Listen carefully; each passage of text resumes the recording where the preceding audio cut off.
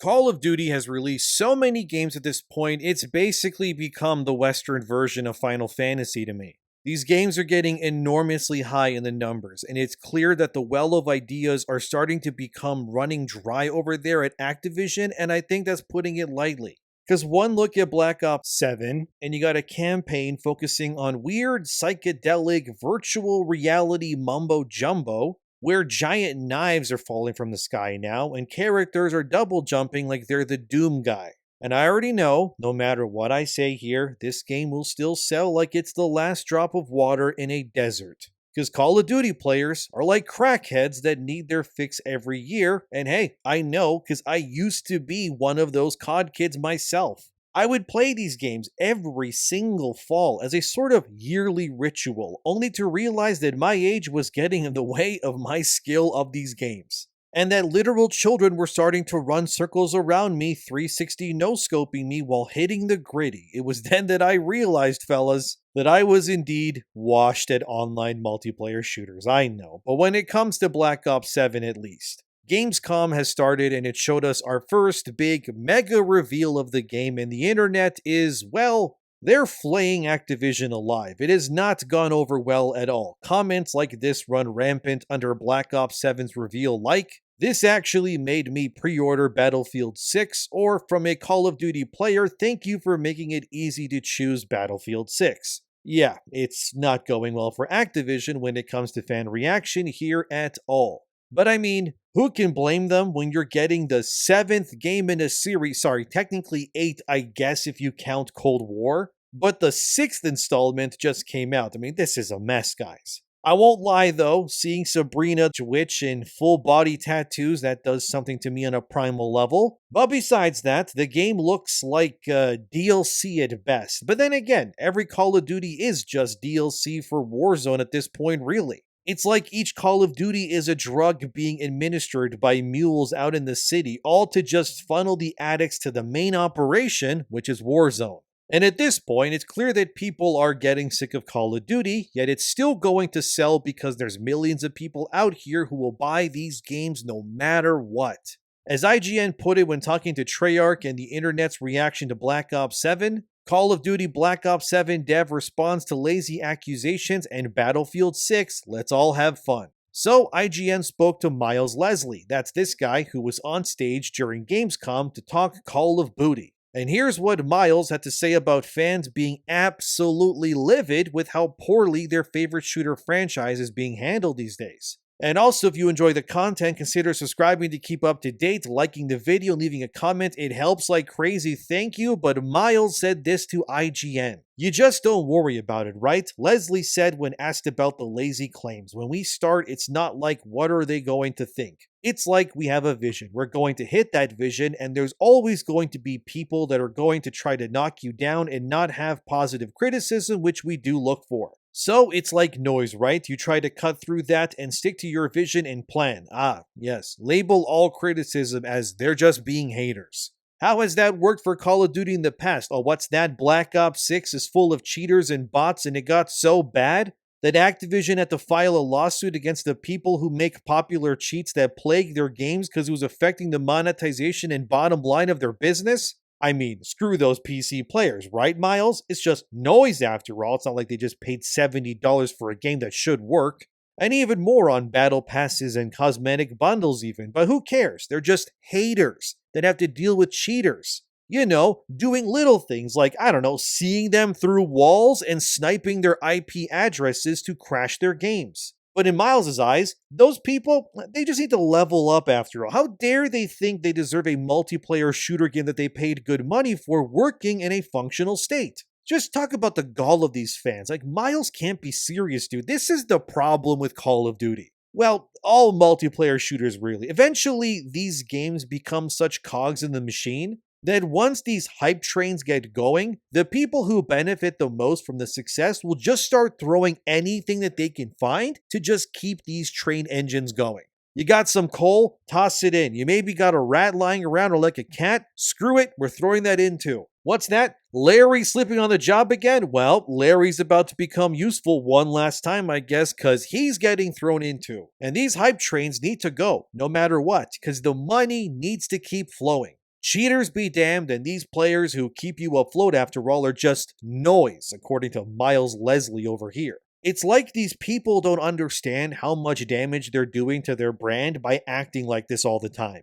Sure, some of that criticism is just pure hatred from the bottom of the pits of hell itself, but honestly, a lot of it is credible and noteworthy too. Look, I get it. You guys want your stupid bundles in your Call of Duty games because it makes you money over there. I just don't buy those things, and at best, I'll maybe buy a battle pass. Or for the love that all that is holy, can we make these games work properly and not be filled to the brim with cheaters? But shut up, I guess. You're just noise. Cool. Thanks, Miles. Very cool. Nice to see how you guys think your fans are just nothing in the end. It's no wonder why the internet is assembling like the Avengers right now to slam down on Call of Duty. Because look at this, man. This is Infinite Warfare all over again. Didn't they say they wouldn't do wall running and all that nonsense again? Or am I stupid? Probably both, but still, it's like history just keeps repeating itself time and again, and Miles Leslie had more to say about Battlefield 6. So here's what he said to IGN. I got to play Battlefield this weekend. It's a fun game. We're all fans of all games, and I think we look for inspiration anywhere.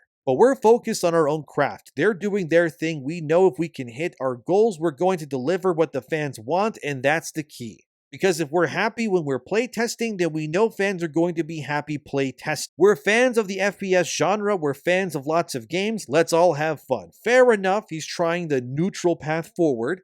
But if you ask me, I think despite the internet roundhouse kicking Call of Duty every year, it's still going to do gangbusters. Like, let's look at the release dates, alright? Battlefield 6 hits first in October, so practically for an entire month, Battlefield will be free to smother the FPS fanbase and give them what they want. That honeymoon phase is going to be biblical for Battlefield 6. It's going to be like meeting a girl that you really hit it off with at first glance. Then a week goes by or a month, and then you start to realize, she's kind of crazy. Then you find out she's into like witchcraft and stuff like that. Now you're having second guesses, and at this point, people will undoubtedly start finding issues with Battlefield 6. This gun is too strong. This gun is too weak. This map sucks. Eventually, the videos will start, forming where people demand changes. I'm sure that some monetization element of Battlefield 6 is going to anger the player base eventually too. Some gun or skin will cost too much. Maybe they add an operator that annoys people because the operator is ugly or experience isn't going fast enough. Who knows? Anything could happen. And then November hits. Now it's Call of Duty time. And with the honeymoon phase over and people haven't gotten their Battlefield jitters out, they're going to look at that shiny new Call of Duty game coming and go, you know what? Maybe I do like Call of Duty. I mean, I beat the campaign of Battlefield already. I played 50 hours of the multiplayer. I haven't seen my girlfriend in 2 weeks. I got all the guns I wanted. Maybe I can play a little bit of Call of Duty. I mean, why not? And then those players migrate over. Battlefield's player base will be severed or even halved by Call of Duty. Those people will play Call of Duty. Suddenly, wow, it's great, only because now they're playing COD in a new honeymoon phase after the previous one just ended with Battlefield. It's like they say, the first guy that a girl meets that she's into is immediately better than her ex-boyfriend. Why? Because the new guy isn't her ex. That's really all it takes. That's Call of Duty right now in this situation. Then eventually comes December 2025, when the honeymoon phases of both Battlefield and Call of Duty end. That, in my opinion, that is where the real battle will begin. Because now you're going to have millions of players who've now beaten both campaigns, put 50 hours into each multiplayer mode, and they haven't seen their family in weeks because they play the game so much. And now the season ones of these games will start beginning, and then these players are going to come to a crossroads. Do I invest in Battlefield 6 and get its battle pass and just do that, or do I do Black Ops 7? That, my friends, is going to be the real battle of attrition here. The first months won't matter. They'll both do gangbusters. The hype trains are going to be filled with cats and Larrys to keep that engine going no matter what. But then the real question will be, which game will keep you invested in the long run? Some people will play both. I don't know how. It's likely going to be kids, young adults, or people who are unemployed that are able to do both. For the older people with more responsibility, it's likely going to either be Battlefield or COD. That's not to mention other games that come out too. And the other live service games like Fortnite or Marvel Rivals, which will also inevitably have new content, their own battle passes, premium events, and much more. Now we're all being pulled in a million directions like Mr. Fantastic getting stretched to his limits, and eventually something is going to snap. Unfortunately, what's probably going to dictate which game ends up on top will come down to the streamers. And whoever they back will probably win in the end, because streamers obviously can just choose to stream whichever game that they wanna. And then they can gaslight their fan base and say, yeah, bro, this game is the tits. That other game, bro, is awful. And then thousands of people listening will go, yeah, that game sucks. This game is the bee's knees, or whatever kids say these days. I don't know. I'm too old. But the point is that eventually a collective cognitive response will then form. And here's the thing, okay? Between Call of Duty and Battlefield, if you were to ask me which game has more to lose here, I gotta pick Battlefield. They have way more riding on their game succeeding or failing than Call of Duty does, because, as of right now, Call of Duty has their established system already running smoothly money-wise. Cheaters, no, but, money and players, yeah.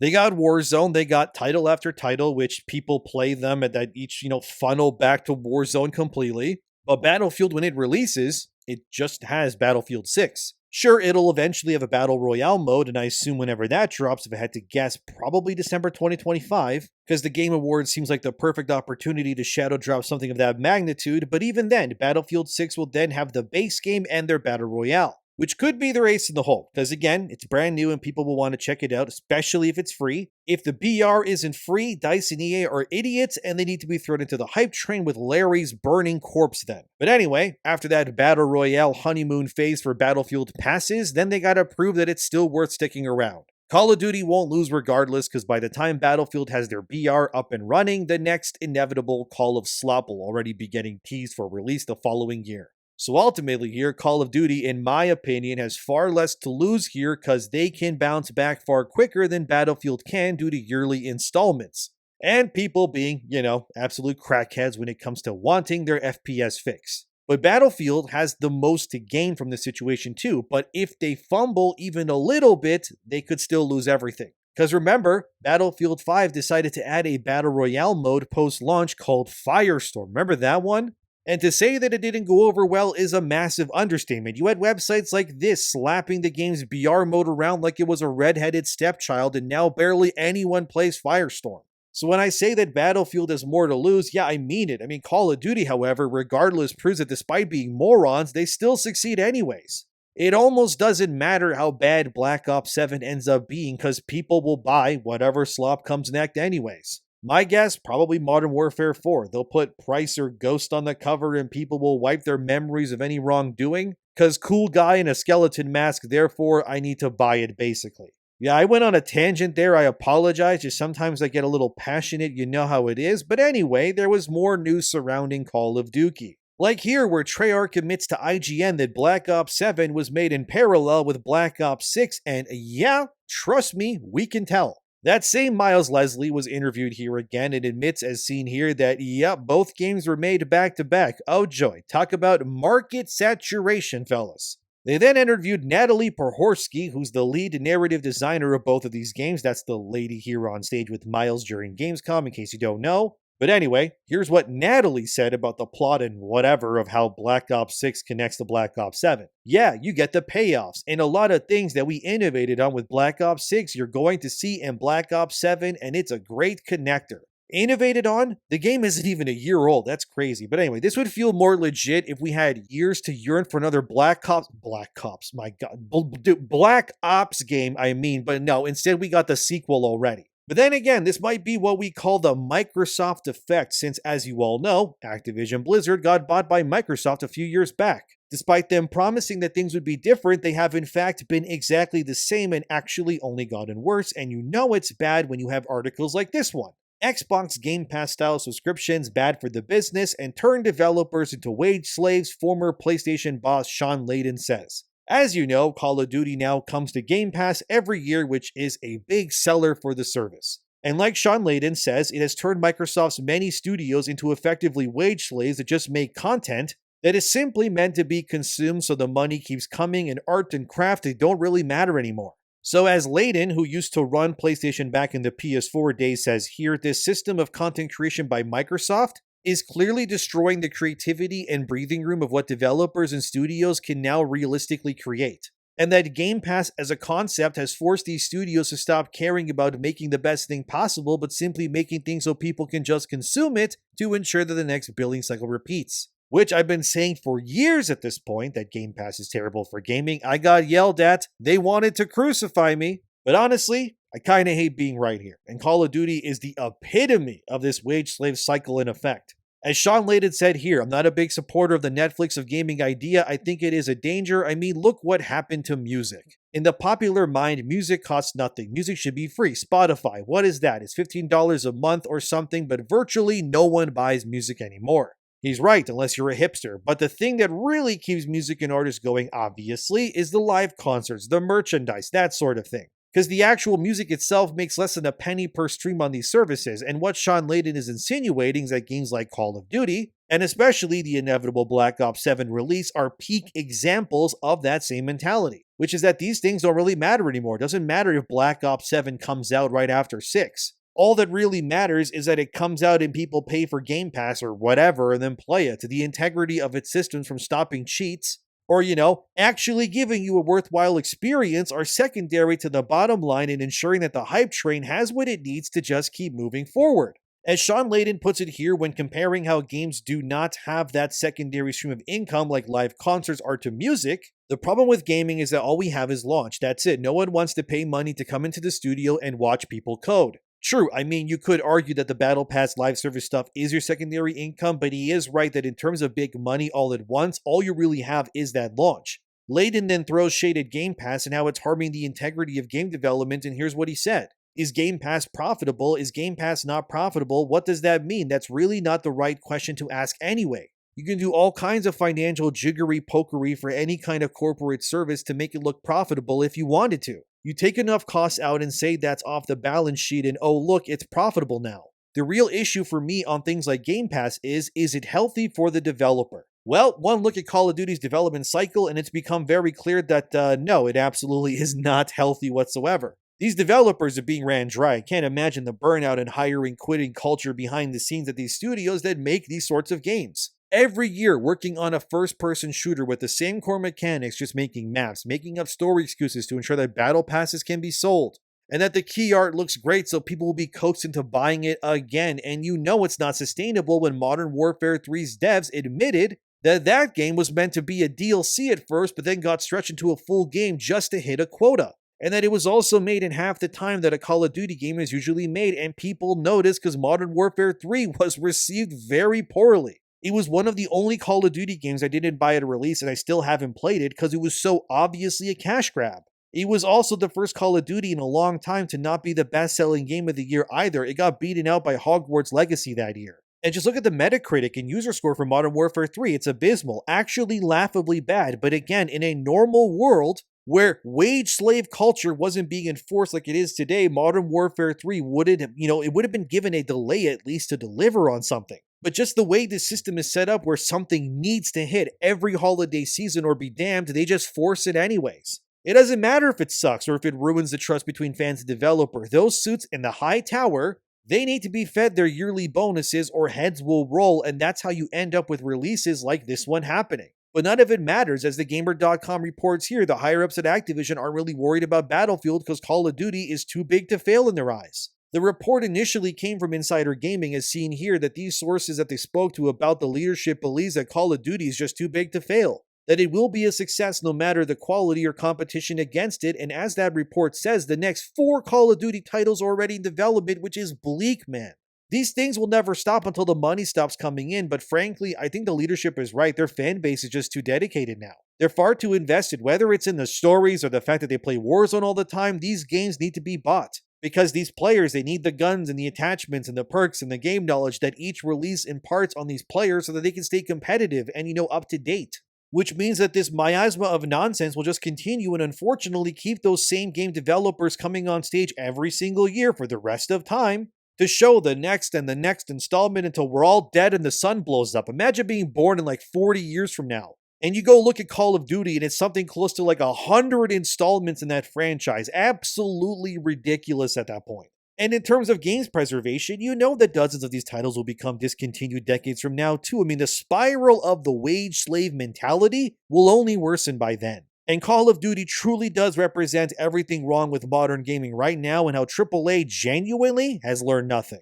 Maybe Battlefield 6 can change things. Personally, I think it's just going to be more of the same, but now both sides will get even more hell-bent on ensuring that you buy and play their games over the other one. Maybe they'll up the quality, who knows, but if one thing is for sure, this is truly how you ruin a franchise. And whether Battlefield does well or not, one thing will become for sure, which is that Call of Duty will continue to burn out both its players and its developers in the name of more money and brand deals. And the actual craft of what makes video games special has been completely lost due to the quest for financial gain. But will you buy Black Ops 7? Let me know in the comments below. As always, thank you for watching. Subscribe if you haven't to keep up to date, and I'll see you guys next time.